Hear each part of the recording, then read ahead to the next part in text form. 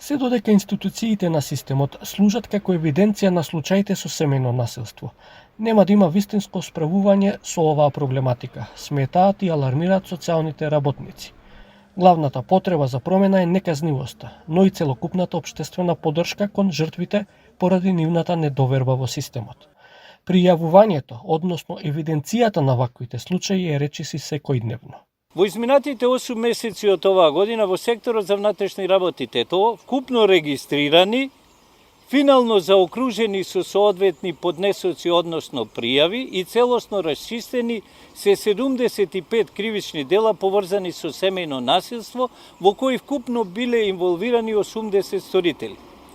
Најголемиот број од кривичните дела, 55, биле со нанесување телесни повреди на жртвите, едно со извршено убиство на родител, а преостанатите се однесувале на загрозување на сигурноста на жртвите.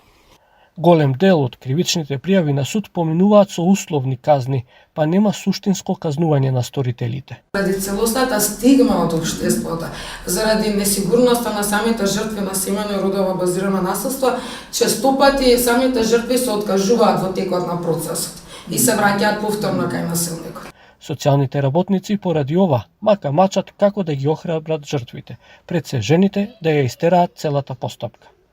Токму во Тетово нема место каде би се засолниле жртвите на семејно насилство, што според социјалните работници треба да биде работа на институциите. Ова се претежно финансирани советувалишта од надворешни фондации, а тоа не е трајно решение. Шелтер центарот е навистина потреба, затоа што на ниво на Полушкиот регион ние немаме шелтер центар.